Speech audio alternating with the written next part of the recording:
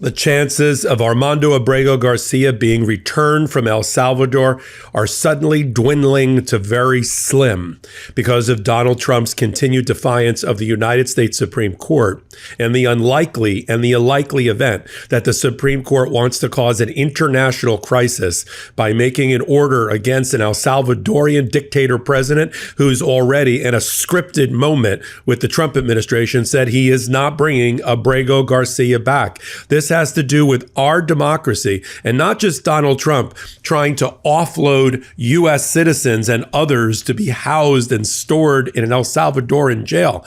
This has to do with whether we're going to allow the petty dictator of El Salvador dictate how our constitutional republic, how our due process works in this country. We're supposed to be the leaders of the free world, not the petty dictator of El Salvador, the murder capital of the world, with a poverty rate exceeding 25%. When did that happen? I'm Michael Popok.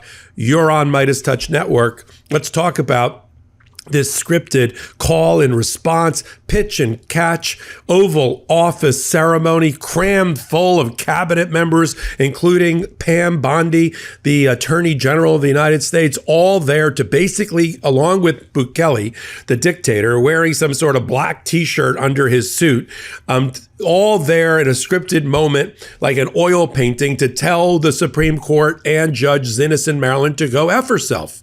That is what that was. And then use that moment of the pitch and catch between Donald Trump and Bukele, where Bukele says out loud, I'm not going to be smuggling a terrorist back into the United States, even though I have the power, setting up the very confrontation that the Supreme Court, I believe, was trying to avoid in their decision. But they left in a little stray little line, a little clanking part inside of there that Donald Trump grasped onto like it was his last meal, which was a comment about the limits of the district court to be able to order the Trump administration to effectuate the return of Abrego Garcia instead of facilitate, suggesting that there were limits because of the foreign powers exclusivity of the presidential core function.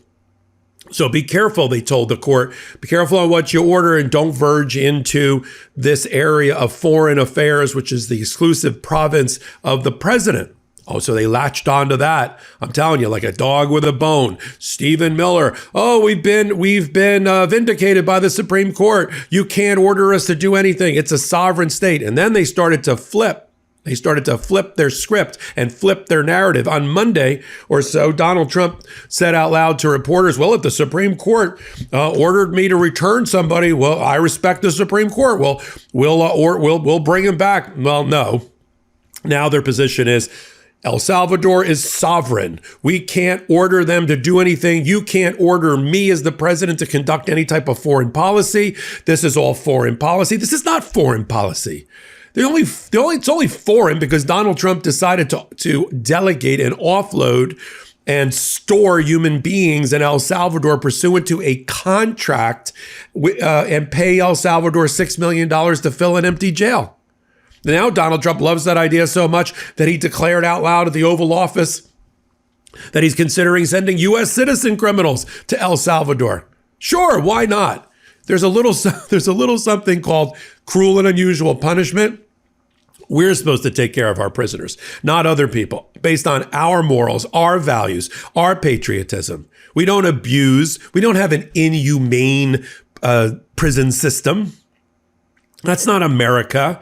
That's the reason you don't want to be in other countries, because you end up in their criminal justice system, such as it is, and end up in these jails. Now let's go back to this filing that just got made by the Trump administration telling the judge to go F herself.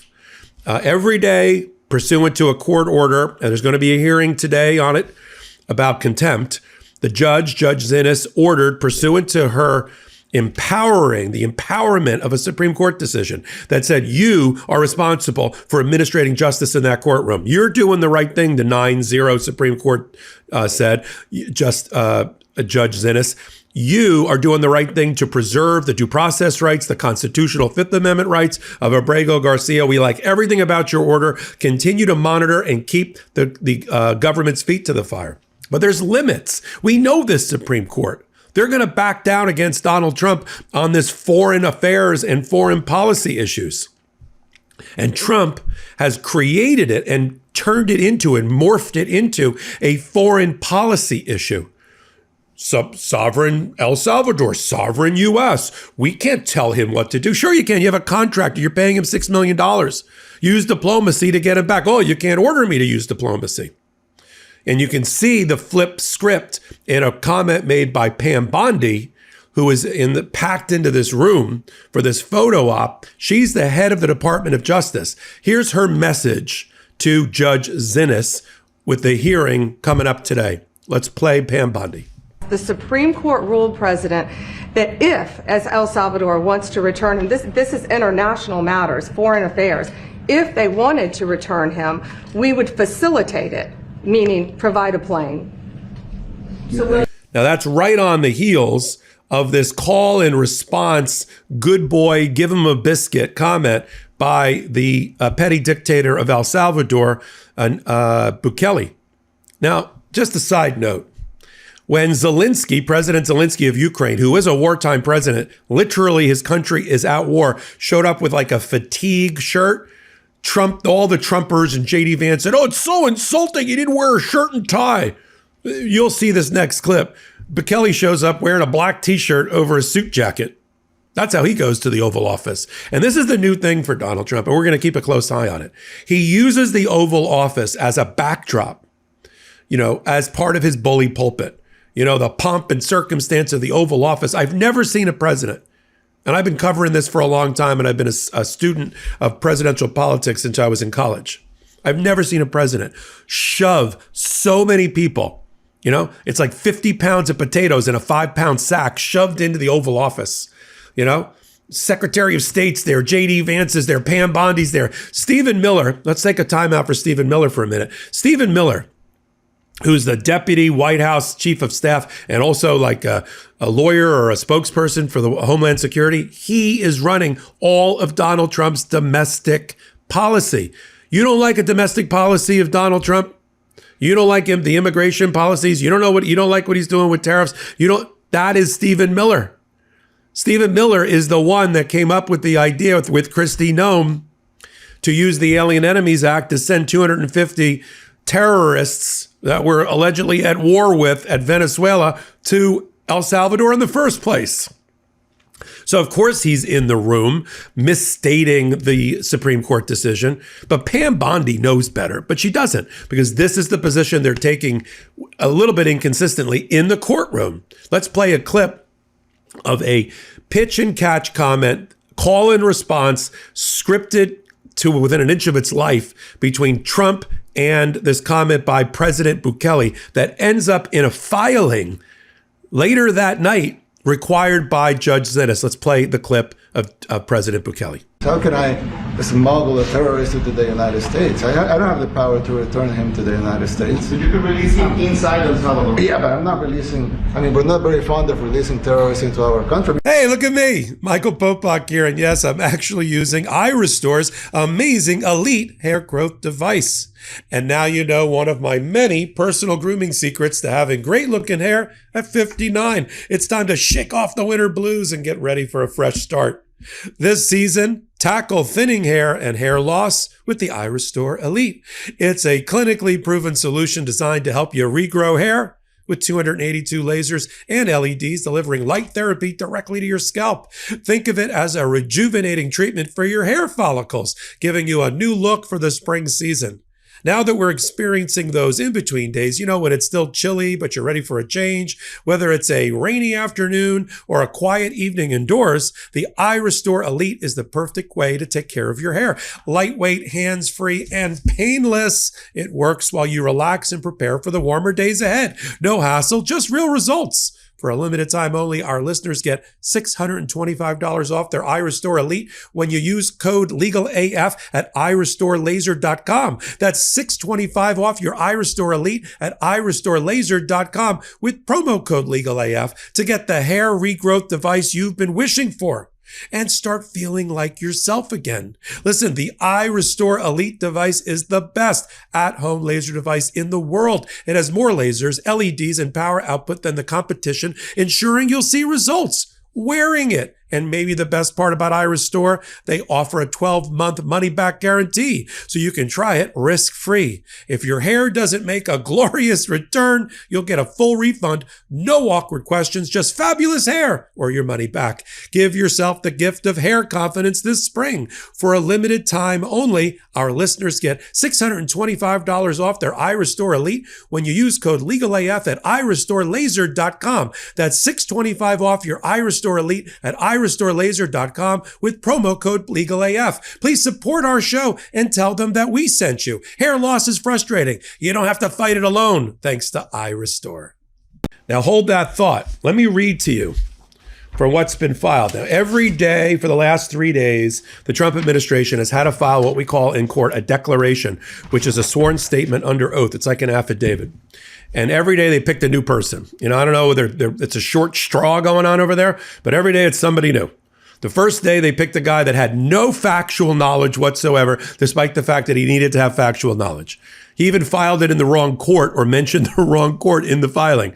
Then they picked another person, and now they picked a lawyer for the Department of Homeland Security, which makes sense because all they're doing is argument. This is just argumentative declarations. Declarations are supposed to be on facts of fact witnesses who know something because of their five senses, not an argument. Not written by a lawyer for a lawyer in order to try to expand the record at the trial court level, in order to try to have another argument at the United States Supreme Court and relitigate the Supreme Court ruling.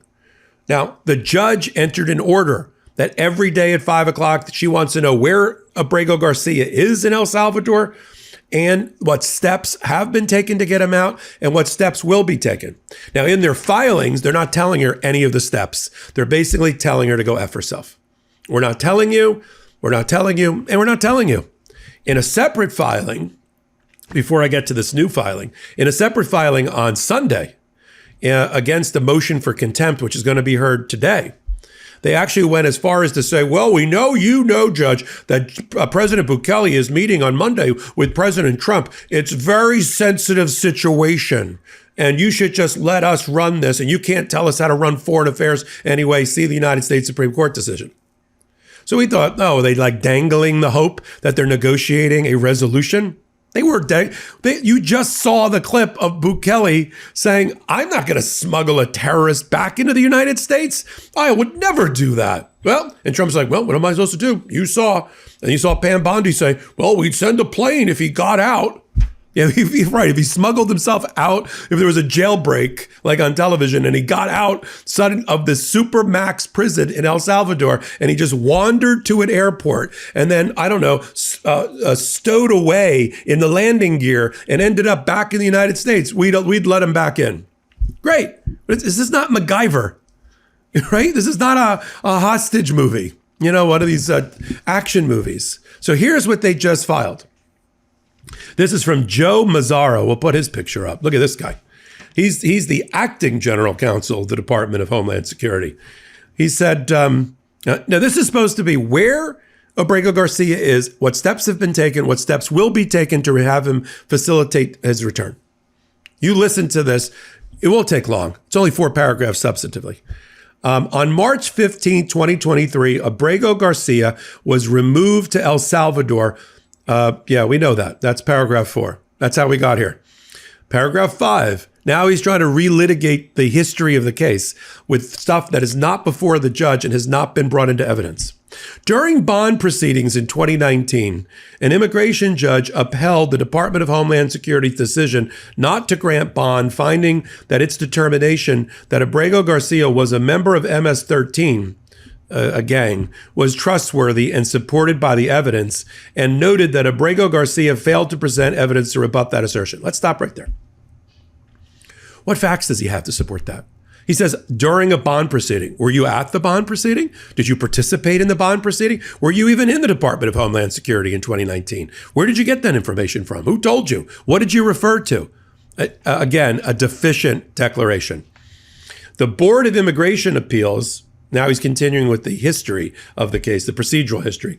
Upheld the finding, and Abrego Garcia appealed. But okay, next paragraph, 6. Abrego Garcia was ordered removed by an immigration judge. He was also granted withholding of removal by an immigration judge. Now we're in C. Dick Run, C. Jane Reed.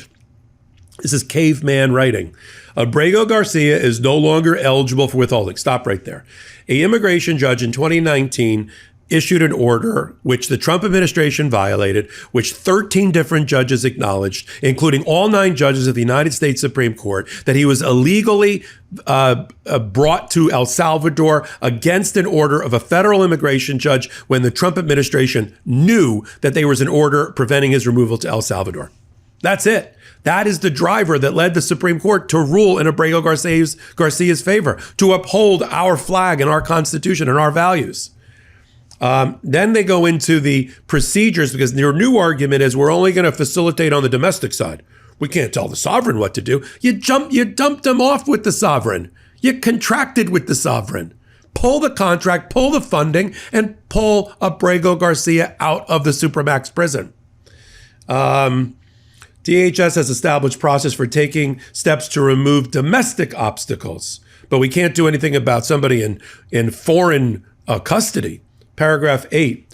I am aware that the president of El Salvador, Nayib Bukele, was in Washington today, on Monday, to meet with President Donald Trump. President Bukele and President Trump held a bilateral summit at the White House. Is that what that was? A bilateral summit? It looked like a phony press conference, but, I digress. I understand that in response to a question, President Bukele said, and you saw the clip, I hope you're not suggesting that I smuggle a terrorist into the United States. How can I do that? It's preposterous.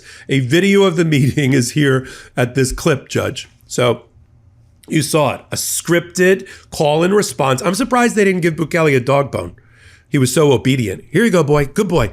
Good. We're going to use that today in our filing. Great. You were right on the mark. I'm sure Stephen Miller wrote it. And I'm sure Pam Bondi couldn't read it. And then Bukele said it. And now it showed up in this filing. Judge's not going to be happy, but the real fundamental question is, what is she going to do about it? And what is the U.S. Supreme Court going to do about it? She's got a contempt hearing. Does she find members of the Trump administration and the lawyers for the Department of Justice in contempt and start sending people to jail? I'm not sure there's any other way to get Bukele, to get Abrego Garcia out. And then when it ultimately gets to the United States Supreme Court, what are they going to do, including the alt-right wing of the Supreme Court? I'll tell you what they're not likely to do. They're not likely to cause an international global crisis of their own making and do some sort of requiring that Trump violate El Salvador's sovereignty. You'll watch. They're going to uphold the sovereignty of El Salvador in a U.S. constitutional decision. And we're going to report on it, and you're going to hold everybody responsible and vote the bastards out at midterms. That's the only thing we can do at this point. As we watch the Supreme Court try in vain, kind of in a very useless fashion to control an out-of-control rogue president. So until my next report, I'm Michael Popok. You're on the MeidasTouch Network and Legal AF. Come on over to the Legal AF YouTube channel, hit the free subscribe button, and I'll be there for you. In collaboration with the MeidasTouch Network, we just launched the Legal AF YouTube channel. Help us build this pro-democracy channel where I'll be curating the top stories, the intersection of law and politics. Go to YouTube now and free subscribe at Legal AF MTN. That's at Legal AF MTN.